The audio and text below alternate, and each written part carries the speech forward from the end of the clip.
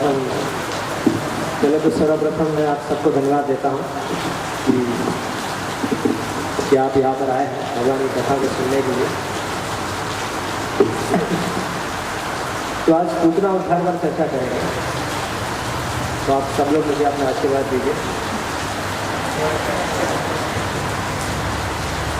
श्लोक पढ़ता हूँ, अनुवाद पढ़ता है और फिर कथा को प्रारंभ करता है। श्लोक यहाँ पर लिखा हुआ है। पूतना लोक बालाग्नि राक्षसी रुदिराशना जिगांसयापि हरये स्तनं दत्वापसद्गतिम्। पूतना लोक बालाग्नि राक्षसी रुदिराशना जिगांसयापि हरये स्तनं दत्वापसद्गतिम्। पढ़िए प्रभु जी। पूतना लोक बालाग्नि राक्षसी रुधिराशना दीर्घाशया हरये स्तनं दत्वा सद्गतिम्।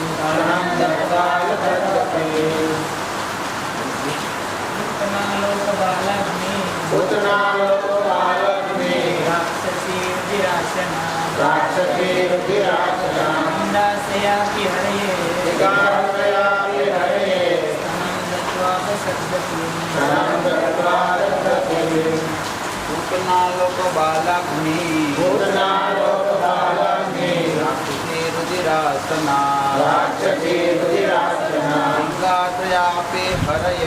जिगांसयापि हरये स्तनं दत्वा सद्गतिम्।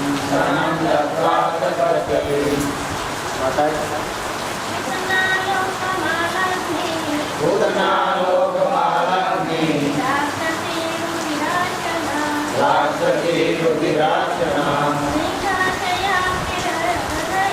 जिगांसयापि हरये स्तनं दत्वा सद्गतिम्। पूतना लोक बालाग्नि राक्षसी रुधिराशना जिगांसयापि हरये स्तनं दत्वा सद्गतिम्। पूतना एक राक्षसी थी। लोगों के बच्चों को मार डालना और उनका खून पीना, यही उसका काम था। भगवान को भी उसने मार डालने की इच्छा से ही स्तन पिलाया था। फिर भी उसे वह परम गति मिली जो सत्पुरुषों को मिलती है।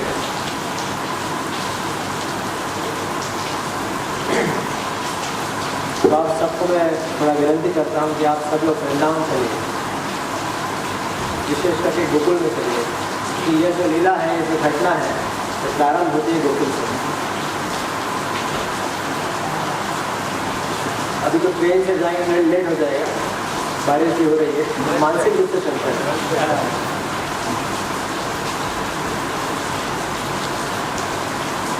तो वृंदावन में अर्थात गोकुल में नंद उत्सव मनाया जा रहा था। तो नंद उत्सव मनाया जा रहा था, तो लक्ष्मी जी वहाँ पर निवास कर रही थी। तमाम प्रकार की रिद्धि सिद्धियाँ, तमाम प्रकार का धन ऐश्वर्य, सब कुछ गोकुल में आ गया था। इतना धन ऐश्वर्य शायद इंद्र के पास भी नहीं होगा, किसी लोक में नहीं होगा, इतना धन ऐश्वर्य गोकुल में आ गया। और फिर नंद बाबा ने लोगों की पूजा की, ब्राह्मणों की पूजा की, नवग्रह की पूजा की, सारे देवताओं को संतुष्ट किया, ब्राह्मणों को संतुष्ट किया, सबको संतुष्ट किया। लेकिन अब विचार करने लगे कि मुख्य कौन है? राजा। ये सबको तो मैंने संतुष्ट कर लिया, लेकिन यदि राजा संतुष्ट ना हो तो सब गड़बड़ हो जाएगी। नंद बाबा ने विचार किया कि कंस को भी संतुष्ट करना चाहिए। तो नंद बाबा विचार कर रहे थे कि किसी तरह से मुझे कंस को या कंस के लोगों को गोकुल में आने से रोकना है। अगर कंस के लोग यदि गोकुल में आ गए तो यहाँ पर स्थिति विचित्र हो जाएगी और उनको सब पता चल जाएगा कि यहाँ पर भी कुछ समय पहले बच्चा पैदा हुआ है। और वो भी वसुदेव के संबंधी। इसीलिए बस नंद बाबा ने विचार किया कि मुझे जाके कंस को मिलना पड़ेगा और कंस को 1-2 साल का मैं टैक्स पहले चुका दूंगा। तो ये सोचकर गोकुल का जो रक्षा का जो भार है वो बड़े बड़े अन्य गोपों को देकर नंद बाबा कुछ गोपों को लेकर मथुरा के लिए चल पड़े। और मथुरा में आए, कंस को मिले, कंस को सारा कर चुका दिया और जाने वाले थे, लेकिन उन्होंने सोचा कि एक रात रुक जाते, दूसरे दिन निकलते। और उनकी आंतरिक इच्छा थी कि वसुदेव जी से भेंट करें, क्योंकि वसुदेव जी उनके संबंधी थे, उनके सगे भाई थे। इसलिए वो लोग चाहते थे कि वसुदेव जी को मिलकर जाए। तो नंद बाबा उस दिन वहाँ पर रुक गए, उस दिन रात को रुक गए। तो वसुदेव जी को पता चला कि नंद बाबा ने सारा टैक्स दे दिया है और अभी वो जाने कल सुबह चले जाएंगे। तो उन्होंने अपना वेश बदल कर नंद बाबा को मिलने आ गए, वसुदेव जी मिलने आए। और जैसे ही वसुदेव जी को देखा तो नंद बाबा ने तुरंत उनको आलिंगन किया। दोनों, अब इन दोनों में क्या रिलेशनशिप है सब समझना चाहिए। एक देवमीड़ा नाम के राजा थे, देवमीड़ा, उनकी 2 पत्नियां थी, एक क्षत्रिय पत्नी थी, एक वैश्य पत्नी थी। जो क्षत्रिय पत्नी थी उससे शूरसेन का जन्म हुआ और जो वैश्य पत्नी थी उससे पर्जन्य जी का जन्म हुआ। और जो वसुदेव जी जो थे वो शूरसेन के पुत्र थे और नंद बाबा जो थे वो पर्जन्य के पुत्र थे। तो इस तरह से उनके दादा जो थे वो एक थे, तो दादी अलग अलग थी।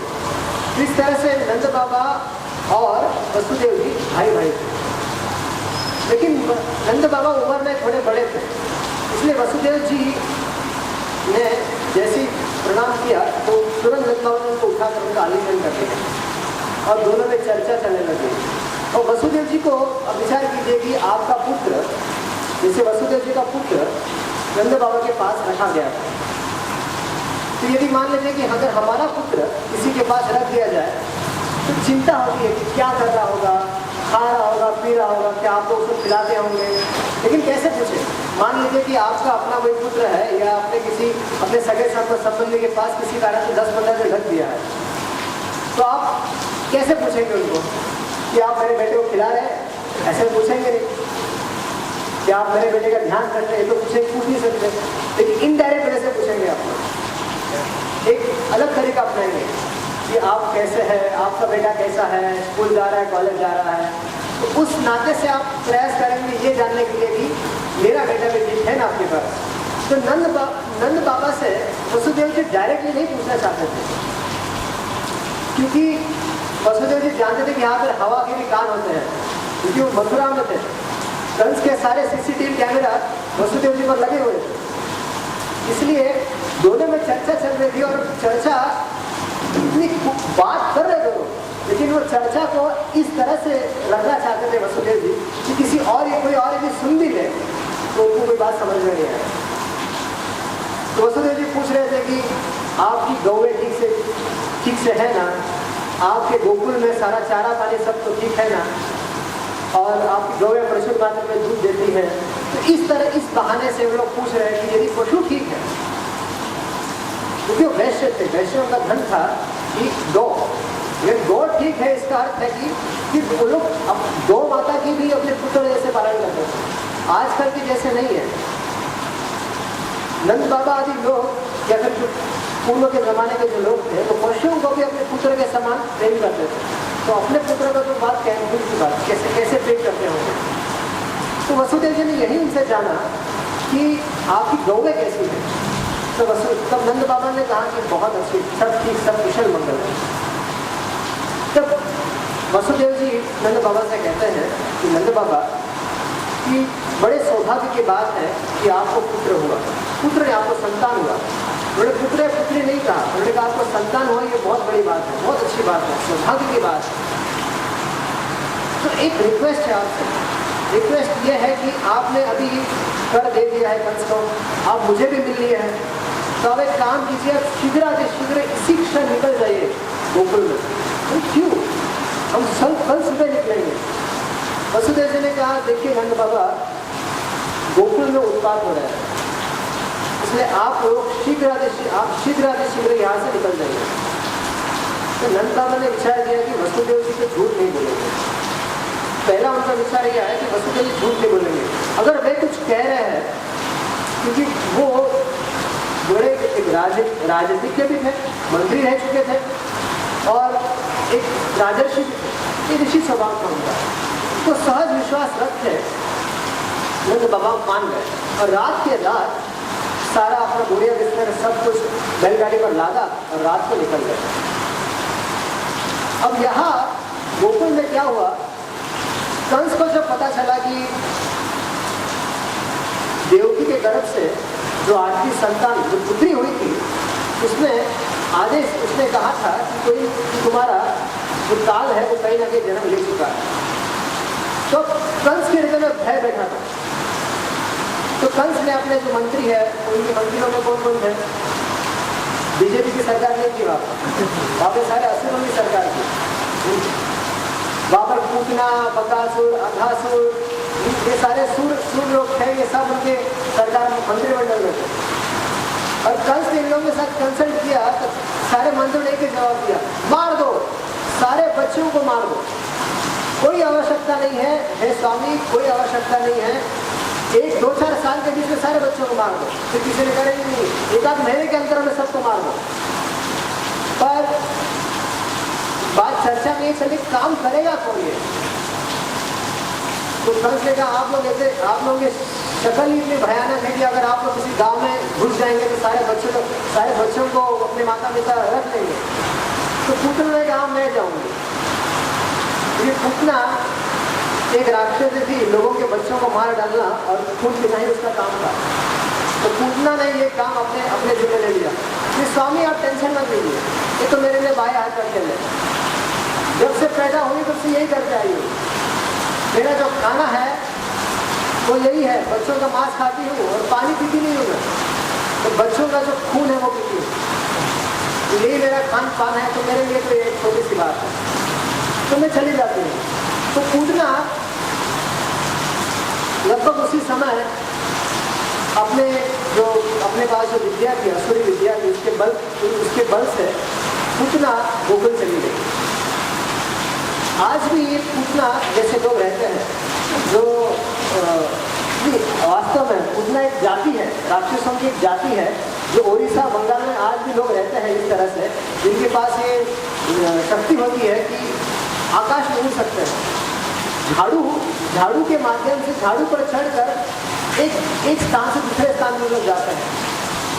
फिर पूतना कुछ इसी प्रकार से, जैसे अफ्रीका में आज भी उड़ने वाले सांप है। अफ्रीका के कुछ भक्त लोग से आप मिलेंगे तो उनको पूछिएगा कि अफ्रीका में क्या उड़ने वाले सांप है? उड़ने वाले सांपों का वर्णन तक्षक सांप भागवत में आया है, तो आज भी उड़ने वाले सांप है। इस तरह से ये जो पूतना नाम की जो राक्षसी है, ये उड़कर चली गई।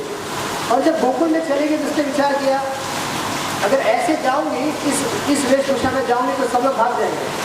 तो पूतना ने अपने आप को एक सुंदर स्त्री का वेश बना लिया, बहुत सुंदर स्त्री का वेश बना लिया और पूतना चल पड़ी गोकुल में। और गोकुल में जब वो चल रही थी तो सारे जो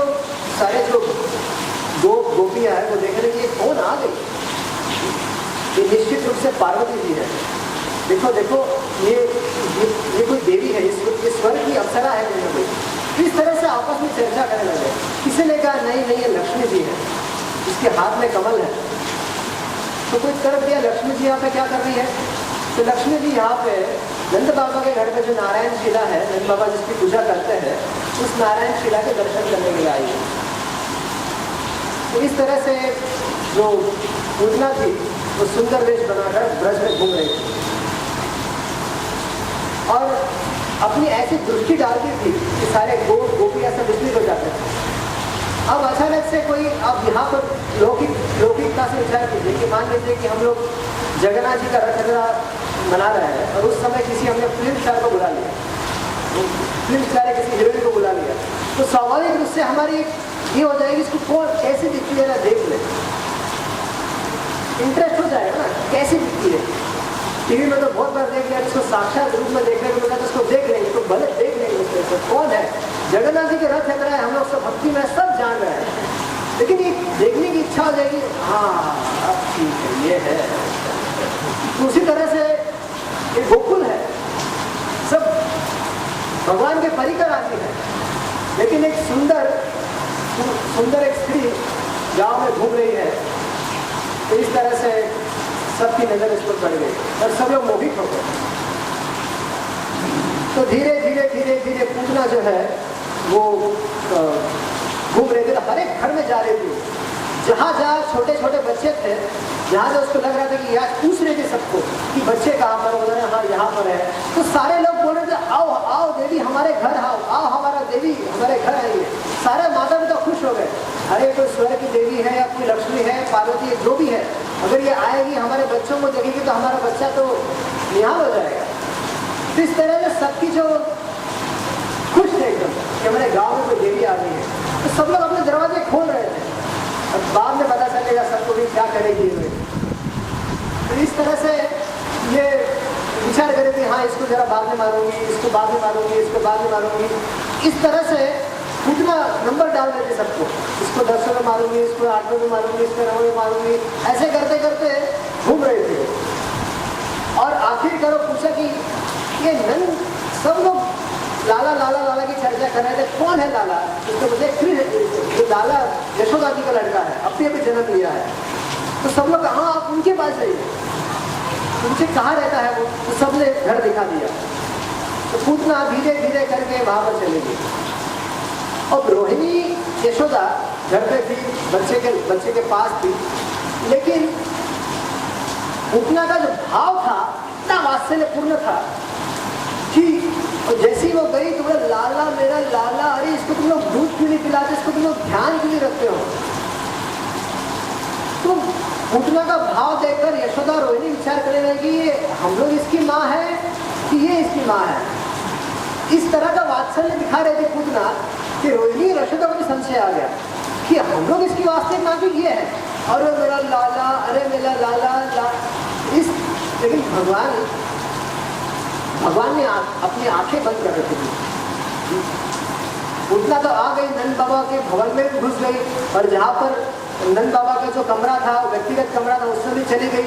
वहाँ पर नंद बाबा तो नहीं थे, यशोदा रोहिणी थी, और यशोदा रोहिणी के सामने उसने लाला को मेरे लाला उसको ये करने लग गई, और कहे कि मैं इसको दूध पिलाना चाहती हूँ। तब कौन रोके, यशोदा रोहिणी भी अपना सौभाग्य मान देती।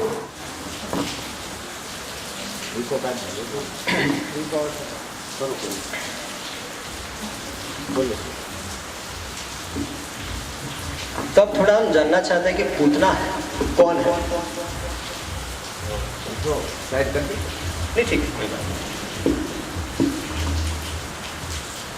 तो पूतना तो नंद बाबा के भवन में इसको रोक देते हैं अभी, और यहाँ पर भगवान ने भी आंखें अपनी बंद कर ली है। तो हमें दो चीज़ों का हम समझने का प्रयास करेंगे कि एक तो पूतना है कौन, और दूसरे भगवान ने आंखें अपनी क्यों बंद कर ली। अब पूतना ब्रह्मा वैवर्त पुराण में नारद जी नर नारायण ऋषि को एक प्रश्न पूछते हैं कि पूतना जैसी राक्षसी को मातृगति कैसे मिल गई, वो थी कौन। तब नर नारायण ऋषि इसका उत्तर देते हैं कि नारद जी, जब वामन देव बलि महाराज के यज्ञ में आए थे, उस समय उनकी जो एक बहन थी रत्नमाला, तो रत्नमाला जो थी उसने जैसे वामन देव को देखा तो उसके हृदय में स्वाभाविक वात्सल्य उमड़ पड़ा, और उसने वामन भगवान को दूध पिलाने की इच्छा व्यक्त की। तो भगवान ने उसकी उस इच्छा को उस समय तो स्वीकार कर लिया, और विचार किया कि आगे जाके इसकी इच्छा को पूर्ण करेंगे। तो इस तरह से वो आगे जाकर पूतना बनी, और पूतना ने भगवान को दूध पिलाया, और वो उसका उद्धार हो गया। अब एक और प्रश्न आता है कि पूतना है कौन, मतलब पूतना किसका प्रतिनिधित्व करती है। तो भक्ति सिद्धांत सरस्वती ठाकुर कहते हैं कि पूतना जो है वो ढोंगी गुरुओं का प्रतिनिधित्व करती है। अर्थात अगर हमें भगवान के चरण कमलों की प्राप्ति करनी है, श्री कृष्ण के प्रेम को प्राप्त करना है, तो हमें सद्गुरुओं का संग करना चाहिए या फिर साधुओं का संग करना चाहिए जो भगवान से प्रेम करते हैं। भगवान के प्रेमी भक्तों की संगति में रहना चाहिए। और जो ढोंगी लोग हैं उनको पूतना कहा गया है। जो समाज में जो ढोंगी लोग हैं, जो अपने आप को भगवान बताते हैं या धर्म के नाम पर लोगों को दबोचते हैं, उनसे धन लूटते हैं, तो इस तरह से जो लोग हैं उनको पूतना कहा गया है। और यदि किसी साधक को भगवान के प्रेम को प्राप्त करने की इच्छा है, भगवान को पाने की इच्छा है, तो उसको सबसे प्रथम कार्य क्या करना है? तो ऐसे पूतनाओं को अपने जीवन से दूर भगाना है, अर्थात दुसंग से। ऐसा नहीं कि समाज में जितने सारे साधु हैं उनके साथ उनका संग करने से उसी को सत्संग कहते हैं। जो भगवान की बात कहते हैं, जो शास्त्र सम्मत बात कहते हैं, उनको साधु कहते हैं। और जो साधु गुरु और शास्त्रों को मानते हुए जो भगवान की बातों को एज इट इज रखते हैं, उनको साधु कहते हैं। और उनकी ही आश्रय ग्रहण करना चाहिए। अन्य किसी पाखंडियों का आश्रय ग्रहण करने से भगवान नहीं मिलेंगे। लोगों को लग सकता है कि हमें अरे सारे मार्ग एक ही तरफ जाते हैं, लेकिन ऐसी स्थिति नहीं है। तो भक्ति सिद्धांत सरस्वती ठाकुर कहते हैं कि जिस साधक को भगवान का प्रेम प्राप्त करने की इच्छा है, उनको ऐसे पूतनाओं से दूर रहना चाहिए, अर्थात ढोंगी साधुओं से, ढोंगी गुरुओं से दूर रहना चाहिए। अब भगवान ने अपनी आंखें क्यों बंद कर ली? अभी कई सारे आचार्यों ने अपना मत लिखा है, विशेष करके वल्लभाचार्य जी ने, हरीशुरी जी ने, या फिर और भी जो हमारे गौड़िया वैष्णव आचार्य हैं, जीव गोस्वामी, सनातन गोस्वामी, सब ने अपना मत लिखा है कि भगवान ने आंखें क्यों बंद कर ली। पूतना नंद भवन में आ गई और जैसे उसने लाला को देखा, कृष्ण को देखा, तो वो समझ गई कि ये जो बच्चा है, ये जो बालक है, ये साधारण बालक नहीं है। और उसके हृदय से उसको कोई भीतर से कोई उसको इंडिकेशन मिल रहा था कि इसको छोड़ दे, इसके नाद में मत लग, अगर तू इसको छेड़ेगी तो ये तुझे मार देगा। इसलिए कुछ आचार्यों का मत है कि पूतना को भय न लगे, इस कारण से भगवान ने अपनी आंखें बंद कर ली। फिर कुछ आचार्यों का ये मानना है कि पूतना एक नीच राक्षसी है, जो केवल बच्चों को मारने का काम करती है। तो ऐसी नीच राक्षसी को, ऐसी नीच स्त्री को देखने की मुझे इच्छा नहीं है, इसलिए भगवान ने अपनी आंखें बंद कर ली। कुछ आचार्यों का ये मत है कि भगवान देख रहे थे, आंखें बंद करके भगवान देख रहे थे कि जरा मैं देख तो लूँ कि इसने कोई पुण्य कर्म पहले जन्म में किया है कि नहीं किया है, तो जरा उसको देखने के लिए भगवान ने अपने नेत्र बंद कर लिए। कुछ आचार्यों का ये मानना है कि पूतना माँ का वेश बनाकर आई थी, माँ का वेश तो बनाकर आई थी, लेकिन भगवान जानते थे कि वो राक्षसी है, लेकिन माँ का वेश बनाकर आई, फिर भी भगवान को उसको मारना पड़ रहा है कि राक्षसी बनकर आई। तो भगवान का तो काम है, क्या काम है भगवान का? कि राक्षसों का वध करना। तो ऐसे ही, लेकिन ये माँ का वेश बनाकर आई है, लेकिन भगवान को उसको मारना पड़ रहा है, इसलिए भगवान ने अपनी आंखें बंद कर ली कि मुझे इसको आँख खोल के नहीं मारना चाहता हूँ मैं। इसलिए भगवान ने आंखें बंद कर ली कि अरे इतना बड़ा जघन्य काम करना है। फिर भगवान विचार कर रहे थे कि स्त्रियों को, ब्राह्मणों को, गौओं को या बच्चों को मारा नहीं जाता, यदि उनसे कोई भी गलती हो जाए तो उनको माफ़ कर दिया जाता है, लेकिन यहाँ पर ये राक्षसी बनकर आई है तो मुझे इसका तो मारना पड़ेगा। इसलिए इस कारण से भगवान ने अपने आंखें बंद कर ली। तो इस तरह से आचार्यों ने बहुत सारी टीकाएं लिखी है जिसमें उन्होंने अपने भावों को रखा है कि भगवान ने अपनी आंखें क्यों बंद कर ली। उसके पश्चात जब पूतना ने भगवान को देखा तो भगवान को उसने अपने गोद में उठा लिया, और गोद में उठाने के बाद उसने अपने स्तनों पर हलाहल जहर लगाया था। ये हलाहल जहर इतना डेंजरस जहर था कि उसको मात्र सूंघने से बच्चे मर जाते थे। अगर उनके जीवा पर लगा दिया जाए तब तो उसके बचने का कोई उम्मीद ही नहीं थी।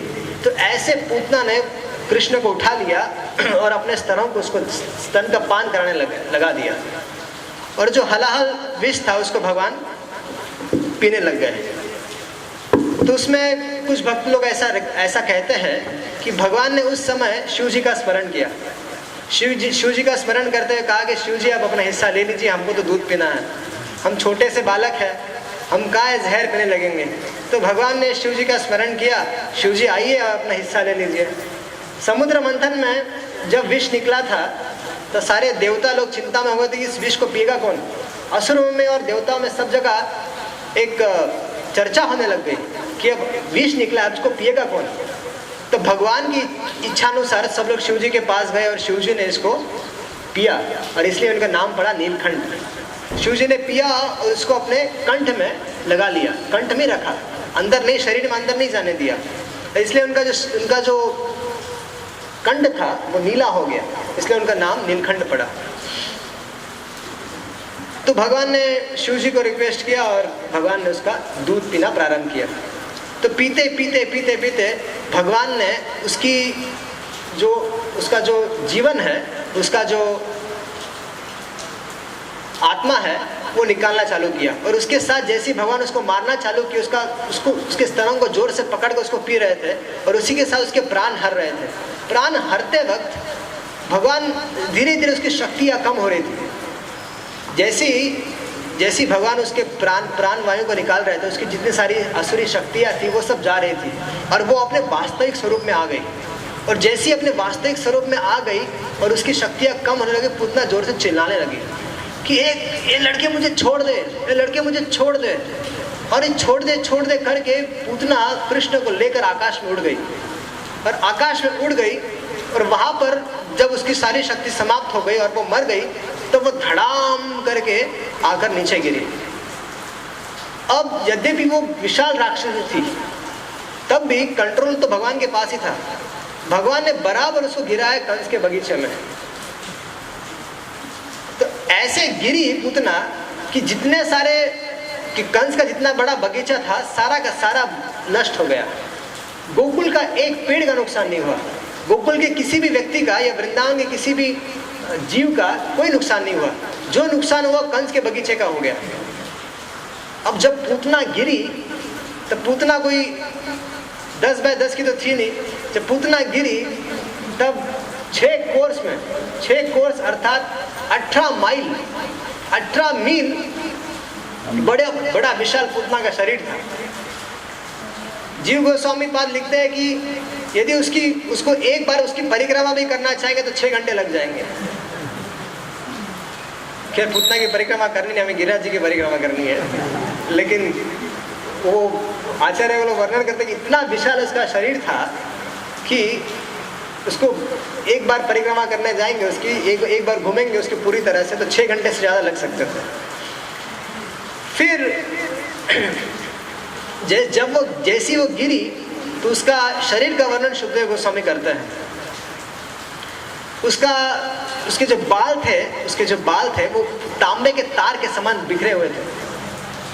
उसकी जो आंखें थी वो इतनी गहरी हो गई थी, एकदम कुएं के समान उसकी आंखें हो गई थी।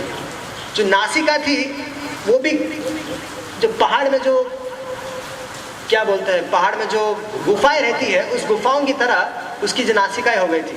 जो पेट था वो सूखे हुए सरोवर के समान था और जो हाथ, जांग और जो पैर थे वो एक बड़े ब्रिज के समान लग रहे थे। तो इस तरह से पूतना का विशाल देह वहाँ पर पड़ा हुआ था और वहाँ पर हमारे छोटे से लाला कृष्ण उस पर थप थप थप थप करके खेल रहे थे। और जब हुआ क्या था, जब पूतना कृष्ण को लेकर आकाश में उड़ गई थी तब उसने इतनी जोर की चिल्लाई थी, वो उससे सहन नहीं हुआ कि उसके प्राण जा रहे थे तो ये सहन नहीं हुआ। और वो इतने जोरों से चिल्लाई कि ब्रजवासी जो गोकुलवासी थे उसमें से बहुत सारे लोग जो थे वो बेहोश होकर गिर गए।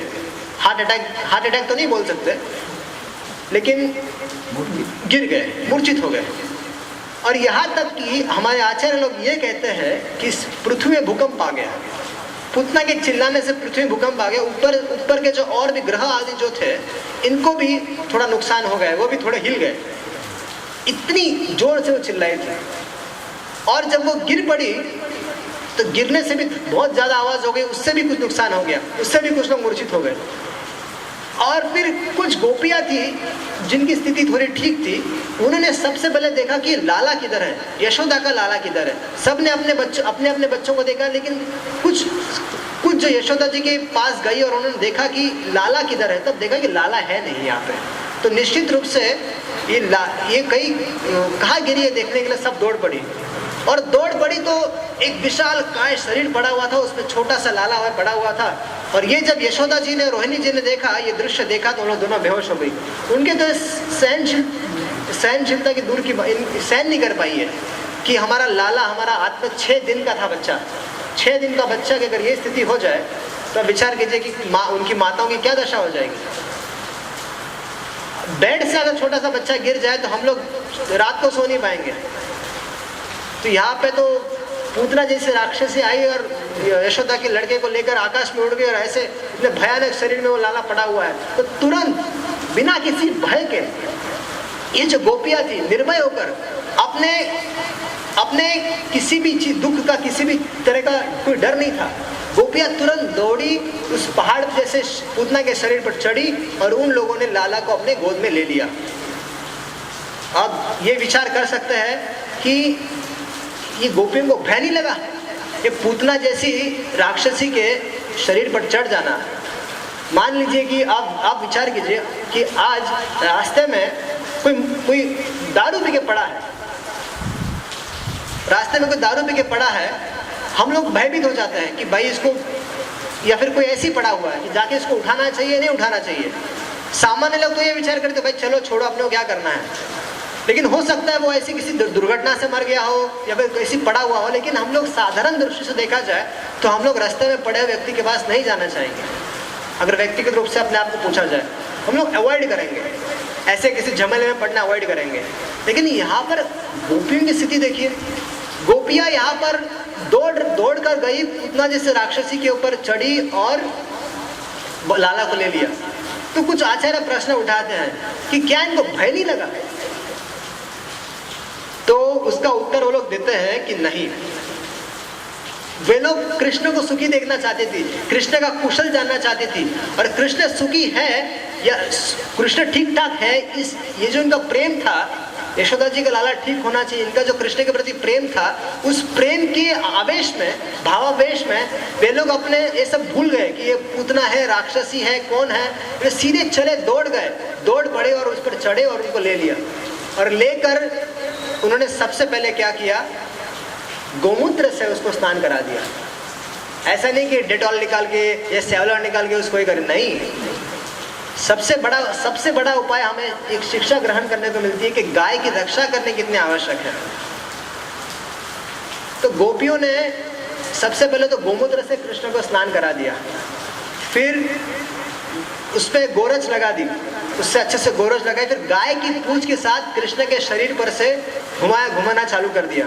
आज भी अगर छोटे बच्चों की नज़र उतारनी है तो गाय के पूंछ से उसकी नज़र उतारनी चाहिए, और गोमूत्र से स्नान कराना चाहिए, गोबर से तिलक लगाना चाहिए। ये कवच है बच्चों के लिए।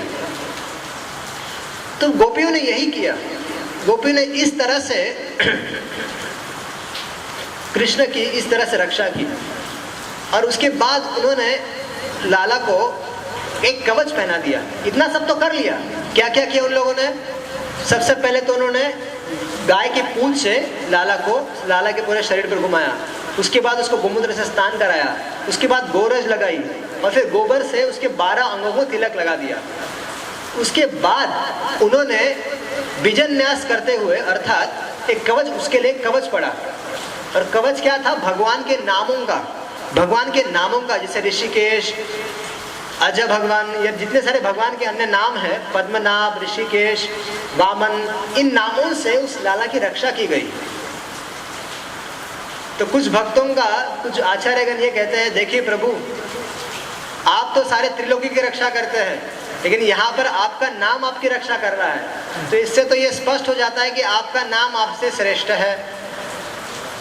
तो इस तरह से उन्होंने कृष्ण को कवच पहना दिया, और कवच पहनाने के बाद उन्होंने उसको सौंप दिया माता यशोदा को दूध पिलाने के लिए।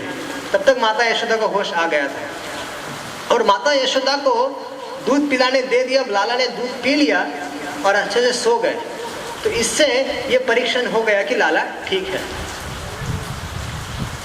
बस उसी समय वहां पर नंद बाबा जो निकले थे गोकुल से, उस समय वहां पर पहुंच गए। और जैसे ही वो पहुंच गए, उन्होंने पहले बात तो उन्हें लगा कि ये किस गांव में आ गया मैं। जब पूतना जैसे विशाल का शरीर को देख लिया तो उनको लगा शायद गलत एड्रेस पे आ गया।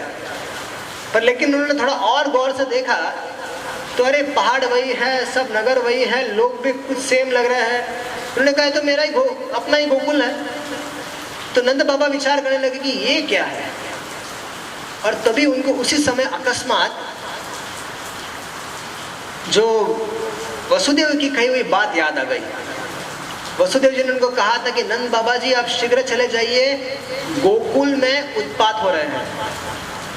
ये बात वसुदेव जी ने नंद बाबा को कही थी। नंद बाबा विचार करने लगे कि वास्तव में वसुदेव जी क्या है, कोई श्रेष्ठ ऋषि होंगे पिछले जन्म में, कोई योगेश्वर रहे होंगे, तभी तो उनको ये सिद्धि है कि वो जान लेते हैं कि भविष्य में क्या होने वाला है। निश्चित रूप से वसुदेव जी त्रिकालदर्शी है। वसुदेव जी तो श्रेष्ठ व्यक्ति थे ही, लेकिन वसुदेव जी कंस के मंत्री भी रह चुके थे, इसलिए वसुदेव जी राजनीति में बहुत बड़े तज्ञ थे। इसलिए उनको कंस की सारी हरकतों की उनकी जानकारी थी। कंस क्या करना चाहता है, कब क्या कर रहा है, सब जानकारी वसुदेव जी रखते थे। इसलिए उन्होंने वो अनुमान लगा दिया कि अब कंस गोकुल में कुछ करने वाला है, इसलिए उन्होंने नंद बाबा को मैसेज दे दिया। तो नंद बाबा अपने भोले वाले हैं, उन्होंने ये समझा कि वसुदेव जी को इस तरह से है। तब नंद बाबा ने सारी जानकारी प्राप्त कर ली कि हुआ कैसे। सारे गोपों ने आकर नंद बाबा को सारी बात बता दी, सब कुछ बता दिया। और सब नंद बाबा ने भगवान श्री नारायण को धन्यवाद दिया, क्योंकि नंद बाबा जब रास्ते में भी चल रहे थे, वो रास्ते में चलते वक्त नंद बाबा भगवान की शरण ग्रहण कर रहे थे। भगवान नारायण को, भगवान विष्णु को याद कर रहे थे। प्रभु वसुदेव जी ने कहा है कि निश्चित रूप से संकट आने वाला है। और संकट की बात जब आती थी तो मान लीजिए कि गुजरात में या कहीं पे भी अगर ये पता चल जाए कि कुछ घटना घट गई, तो सबसे पहले हम अपने प्रिय व्यक्ति, मतलब हमारे परिवार के सारे जन घर पे है कि नहीं चेक करेंगे। यदि सारे घर पे है तो अच्छी बात है, नहीं है तो कौन बाहर गया उसके बारे में चिंता करने लगेंगे। और फोन करके कैसे कैसे पता लगेंगे तुम कहाँ हो, जो घटना घटी है उसके आसपास तो नहीं होना, कोई दंगल हो गया है, कुछ हो गया, तो उस घटना से अपने परिवार को बचाने का प्रयास करेंगे। और अगर कोई फंसा हुआ है तो तुरंत हम लोग भगवान की शरण ग्रहण करेंगे कि। तो उसी तरह से नंद बाबा के सबसे ज्यादा प्रेम जो था अपने लाला पर था। और जब उन्होंने वसुदेव जी से ये सुना कि अरे गोकुल में उत्पात होने वाला है, तो तुरंत उनकी जो लाला की रक्षा के विषय में चिंता करने लग गए। तो उन्होंने उसी समय भगवान श्री हरि का आश्रय ग्रहण किया। तो श्रील प्रभुपाद जी लिखते हैं कि संसार में पद पर विपद है। उन्होंने प्रभुपाद जी कहते हैं कि हमें भी नंद बाबा जैसे पद पर भगवान पर ही डिपेंड रहना चाहिए। ऐसा नहीं कि हम इस पर भक्ति में है, लेकिन हर क्षण हमें कृष्ण पर डिपेंड रहना चाहिए। ऐसा नहीं कि किसी कोई कार्य है तो हम अपने बल पर विश्वास नहीं रखना चाहिए। कभी भी हमेशा ध्यान रखना चाहिए कि भगवान ही सब कुछ सबके नियंता है। ईश्वर परम कृष्ण सच्चिदानंद विग्रह अनादिर आदिर गोविंद सर्व कारणम कारणम। तो सभी कारणों के कारण भगवान श्री कृष्ण है। तो हमें ये विश्वास रखना चाहिए कि भगवान ही सब कुछ करते हैं, हम कुछ नहीं कर सकते। हम लोग हमारे प्रैक्टिकल जीवन में भी ऐसे कुछ समय आते हैं जब हम सोचते कि नहीं ये कार्य हम कर रहे हैं, लेकिन उस समय भी विचार करना चाहिए। या फिर किसी की सहायता कर दे, या फिर कोई संकट आ जाए तो हम लोग अपना बल लगा दें कि हम कुछ इस संकट से पार हो जाएंगे अपने आप से। लेकिन नहीं, उस समय प्रभुपाद जी निर्देश लिखते हैं विशेष करके कि हर संकट में या हर समय भगवान पर ही आश्रय देना चाहिए एक भक्त को। तो इसी तरह से नंद बाबा ने सारी बातें सुनकर फिर सारे गोपों ने निर्णय किया कि पूतना के शरीर को काटा जाए, क्योंकि अगर पूतना के शरीर को ज्यादा दिन यहाँ पर रख दे, क्योंकि ये राक्षसी है, तो इससे अगर जो बदबू निकलेगी तो ये भयानक होगी और इससे हो सकता है कि सारे गोकुलवासी या सारे लोगों में रोग फैल जाए।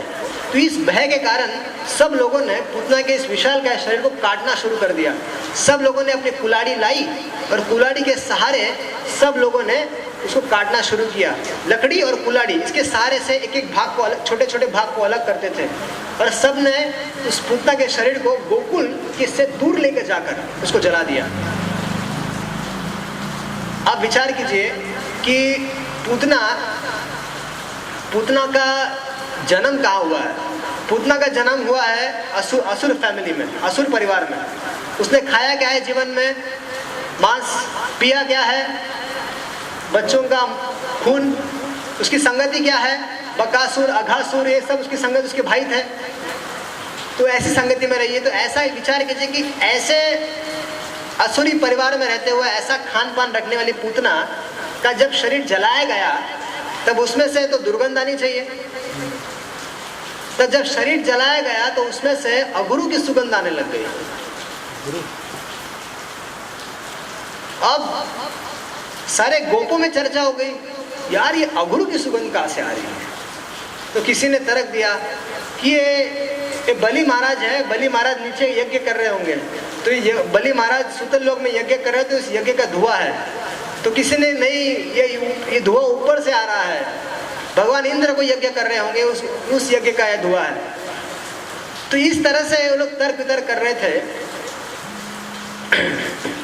इस तरह से तर्क वितर्क लोग कर रहे थे। और तो ये अगुरु की सुगंध क्यों आई?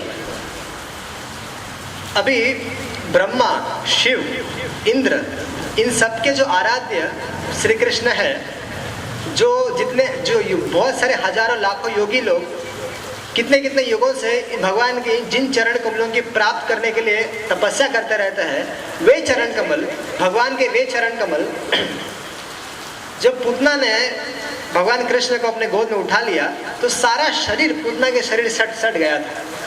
भगवान के हाथ, भगवान का पैर, भगवान के चरण कमल, भगवान का पेट, सारा का सारा शरीर पूतना के देह से लिपटा हुआ था। और जब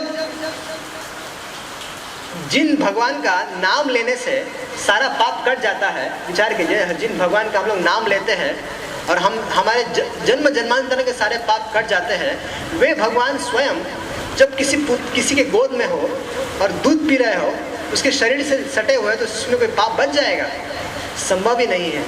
तो भगवान श्री कृष्ण पूतना से सटे हुए थे, इस तरह सटे हुए थे कि उनके अंग स्पर्श प्राप्त करने से पूतना का सारा जो पाप है वो उसी क्षण खत्म हो गया और उसके शरीर से तो पाप खत्म हो जाने का बचेगा क्या? और भगवान के स्पर्श संपर्क में आने के कारण उसका शरीर दिव्य हो गया। और उसको जलाने के बाद उसको उसमें से अघोर की सुगंध आई। सुखदेव गोस्वामी अभी कुछ उपदेश देना चाहते हैं। सुखदेव गोस्वामी हम लोगों को कहते हैं कि जरा विचार कीजिए। क्या विचार कीजिए कि पूतना जैसी राक्षसी, जिसका वर्णन मैंने अभी किया कि ये कौन है, ये इसका असुरी परिवार है, खान पान ऐसा है, ऐसी राक्षसी जो भगवान को मारने के लिए आई थी, दूध पिलाने के बहाने से वो नहीं आई थी, उसका कार्य था मारने के लिए आई थी। तो ऐसे पूतना को मारने के लिए आई पूतना को भगवान ने मातृगति दे दी। तो सुखदेव गोस्वामी ये बताना चाहते हैं कि जब ऐसे भयानक राक्षसी को जब भगवान मातृगति दे सकते हैं, तो जो भक्त लोग 16 माला जप करते हैं, 4 नियमों का पालन करते हैं, भगवान के घर पे अर्चा वगैरह की सेवा करते हैं, उनको खिलाते हैं, पिलाते हैं, उनको कपड़ा पहनाते हैं, सब करते हैं, तो ऐसे भक्तों की सद्गति में कोई संदेह नहीं होना चाहिए। हम भक्तों को विश्वास रखना चाहिए कि भगवान निश्चित हमें उनके धाम में ले जाएंगे। ये जो पूतना उद्धार है या पूतना मोक्ष है, ये भगवान द्वारा रची हुई विशेष लीला है हम भक्तों के लिए, ताकि हम भक्त लोग इस पर विश्वास कर सके ताकि भगवान का स्वभाव क्या है। आज हो सकता है समाज में कि या हमारे दैनंदिन जीवन में भी हमसे छोटे छोटे अपराध हो जाते हैं, छोटी छोटी गलतियां हो जाती है, लेकिन भगवान उसको नहीं देखते। उसी तरह से हम लोगों को भी यदि अन्य भक्तों में कोई दोष दिख जाए या कोई बुरी बात दिख जाए तो उसको नहीं देखना चाहिए। ये देखना चाहिए कि क्या वो भक्त 16 माला जप कर रहा है, सब अच्छे से नियमों का पालन कर रहा है, तो इस तरह से नहीं कि उसकी निंदा करनी चाहिए, क्योंकि भगवान उसके दोषों को नहीं देखते, तो हम लोग उसके दोषों को देखने वाले कौन है? आज हमारे समाज में भी हम लोग देखते हैं कि साधारण वैष्णव डीलिंग्स में हम लोग सहज रूप से हम लोग वैष्णव कभी कभी हो जाता है कि हम लोग अरे वो ऐसा कर रहा है, वो ऐसा कर रहा है, ये ऐसा नहीं करना चाहिए, वैसा नहीं करना चाहिए। लेकिन हम यदि विचार करें कि पूतना जैसे राक्षसी को जो भगवान को मारने के लिए आई थी, उसको यदि मातृगति मिल सकती है, तो जो वैष्णव लोग अच्छे से 16 माला जप करते हैं उनकी सदगति में कोई संदेह नहीं होना चाहिए। तो इसका अर्थ है कि सारे जो लोग भगवान की भक्ति कर रहे हैं वो परम आदरणीय है, परम आदरणीय है, परम पूजनीय है, उनको सब तरह से सम्मान देना चाहिए। तो पूतना तो आई थी, राक्षसी थी, भगवान को मारने आई थी। भगवान इसको किस तरह से ले रहे थे? भगवान सोच रहे थे कि अरे ये मुझे मारने आई है, लेकिन मारने आई है तो उसने माँ का वेश बनाकर आई थी, एक गोप का वेश धारण किया था, गोपी का वेश। जो माँ यशोदा जिस वेश में आती है, जो वेश धारण करके आती है, वही वेश में जो पूतना थी वो आई थी। और वो क्या करने आई थी? भगवान को दूध पिलाना चाहती, वो भी एक माँ का कार्य है। तो दोनों माँ का कार्य था, एक तो माँ का वेश बनाकर आना और दूसरा कार्य था कि दूध पिलाना। तो ये जो दोनों कार्य थे वो एक माँ के संबंधित थे। तो भगवान ने विचार किया, अरे मुझे अगर माँ का वेश बनाकर आई है, मुझे दूध ही पिला रही है, तो तुझे मैं मातृगति दे ही देता हूँ। तो भगवान ने उसको सदगति दे दी। भगवान ने उसको यशोदा की धात्री बना दिया। अभी यशोदा का काम क्या है? कृष्ण को उठाना, उसको लालन पालन, खिलाना पिलाना, उसको वन में भेज देना। तो इस कार्य में पूतना सहायता करती है। आज इस पूतना गोलोक वृंदावन में है और वो सहायता करती है माँ यशोदा की। तो विचार कीजिए कि ऐसी राक्षसी को यदि ऐसी गति मिल जाए तो हम लोगों को हमारी गति में कोई संदेह होना चाहिए? नहीं। तो हम लोग जो भक्ति कर रहे हैं तो पूर्ण विश्वास के साथ करना चाहिए कि हाँ, हम 16 माला जप करते हैं, विश्वास होना चाहिए कि हम लोगों को भी गति मिलेगी, और इस विश्वास के साथ भक्ति करनी चाहिए। प्रहलाद महाराज बताते हैं कि श्रवणम कीर्तनम विष्णु स्मरण की बात की जाती है तो सबसे पहले श्रवण आता है। हम लोगों की स्थिति कैसी है? हम लोगों के सामने तो कृष्ण है नहीं। जिस तरह से गोपों के सामने भगवान कृष्ण है और भगवान कृष्ण की लीला है, वैसी स्थिति हम लोगों की नहीं है। हम लोगों के सामने कृष्ण नहीं है, भगवान की लीलाएं हम लोग डायरेक्ट देख नहीं सकते। तो लेकिन हम लोग भगवान की लीलाओं को सुन सकते हैं, है ना? हम साधकों के लिए श्रवण आधार है। जो उस समय जो फल लोगों को मिला था, जैसे उन लोगों ने उस समय भगवान पूतना मोक्ष के चरित्र को देखा होगा, तो उसी तरह से उसको सुनकर भी वही जैसे जो गति पूतना को मिली, पूतना ने भगवान का उद्धार किया, उसको मातृ गति दे दी। तो यहाँ पर भगवान के इस चरित्र को सुनकर जो श्रवण करता है उनको भी वही गति मिलती है। सुखदेव गोस्वामी ये बता रहे हैं कि पूतना मोक्षम की ये कथा सुनने से गोविंद लभते रतिम, गोविंद में मति लग जाती है, गोविंद में प्रेम हो जाता है। इसलिए बारंबार भगवान की जो पूतना उद्धार या गिरिराज धारण या जो भी अन्य लीला है उसको सुनना चाहिए। ऐसा नहीं समझना चाहिए कि भगवान की लीला भी हो चुकी है, अब क्या है, इस तरह से नहीं। जो फल, जो प्रेम गोपों को भगवान के सानिध्य प्राप्त करके मिला था, वही फल, वही प्रेम, वही आसक्ति कृष्ण से हमें भगवान के बारे में श्रवण करने से हमें प्राप्त हो सकता है। जिस तरह से रुक्मिणी जो थी, रुक्मिणी ने कभी भगवान को देखा नहीं था। रुक्मिणी छोटी थी तो उसके घर पे नारद आदि ऋषि लोग आया करते थे और उसको बारंबार उनके घरों में भगवान हरि की चर्चा चलती थी कि आज श्री कृष्ण ने ऐसे किया, आज श्री कृष्ण ने गोवर्धन धारण कर लिया, आज अघासुर का वध कर दिया, आज इंद्र का दमन कर दिया। इस तरह से विविध प्रकार के ऋषि लोग जो थे वो रुक्मिणी जी के घर आकर उनके पिता को या उसकी सभा में बैठे हुए सभी लोगों को कथा को सुनाया करते थे। तो रुक्मिणी जी बड़े चाव से उसको सुनती थी और केवल सुनने मात्र से रुक्मिणी ने अपना चित्त कृष्ण को दे दिया और उसने निर्णय किया कि मुझे कृष्ण को ही अपना पति बनाना है, और फिर उसने भगवान को पत्र लिखा तो भगवान ने भी उसको स्वीकार किया। तो इसी तरह से हमारे लिए भी श्रवण ही आधार है। हम लोगों को बारंबार बारंबार भगवान की कथाओं को सुनना चाहिए, सुनने से ही हमें कृष्ण प्राप्त होंगे। तो इस तरह से ये पूतना मोक्षम है। तो इसका फल, इसका कथा श्रवण का फल है कि इसको सुनने भगवान गोविंद में मति लगती है। धन्यवाद, आप सब लोग से कर रहे हैं यहाँ पर, इतने अंधेरे में आप बैठे हुए हैं, मुझे क्षमा कर दीजिए। काफी विस्तार से लेना था लेकिन संक्षिप्त में ले लिया मैंने पूतना उद्धार को। आगे और भगवान की बाल लीलाओं का कल और परसों चर्चा करेंगे।